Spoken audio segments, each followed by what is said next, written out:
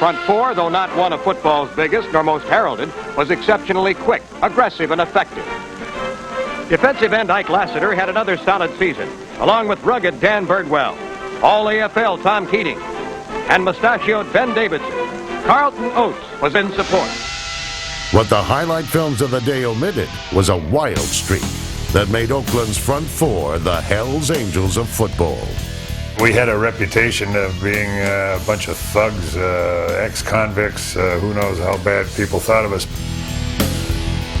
Led by Ben Davidson, Oakland's pursuit of the passer blurred the line between fair and flagrant. That's dirty. It's not dirty. You happened to be laying there when we had to get to that position, and we had to step on you to get there. Ben would hit the quarterback while he was getting in the car with his girlfriend after the ball game. That was not a late hit to Ben. He'd hit a referee if he got in the way and just, you laugh, you know. The Raiders' favorite target was New York's Joe Namath. Joe was nice to hit. He'd grunt real good when you hit him hard. I love to hear that sound on a quarterback.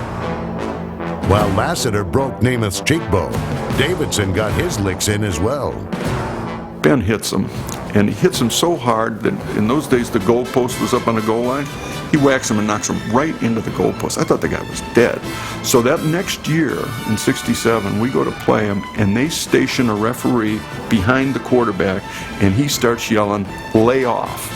The officials were yelling at us, "Don't touch him, leave him alone." And I mean, that's not their job. Their job is to reach back and throw a flag when you do it. Although the Raiders were accused of being dirty, there was no denying the uncleanliness of number 53, Dan Birdwell, whose suspect grooming habits were worsened by an experimental medication. DSMO makes you smell like oysters. And he'd get in the hole, and everybody in the hole just move away from Birdie and just let him stand there by himself. Danny was covered with hair. He had hair from his knuckles to right where his hairline was right here, and his body was covered with hair. Looked like he was wearing a sweater almost. Roommate kept saying, God, my toothbrush stays wet all the time. Birdwell was using it too. He'd come out of the shower, he'd slap all this hot shaving cream on him, and he'd go like this. Wham, wham, wham, wham.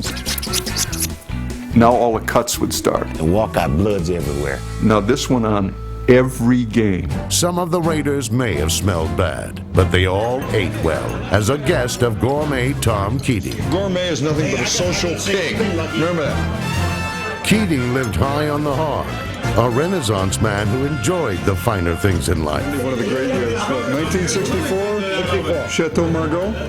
Yes, Tom Keating, gourmet cook, wine collector. One night there were 7 people in attendance, and we had 17 bottles of wine.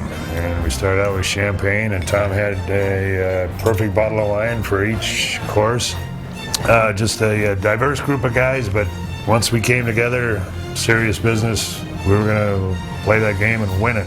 In 1967, the Raiders' defense set a record with 67 sacks and helped lead Oakland to Super Bowl II. It's not too many people can say they had that many sacks. It's not too many people say they can play a football game and a team come out minus yards for a game. We were about as good as you could get for a 3-year period. I mean, we were just knocking them down right and left. You were a team, but you were allowed to be different people. All they really wanted you to do was play football. It was just fun. We had a lot of fun doing it, on the field and off the field.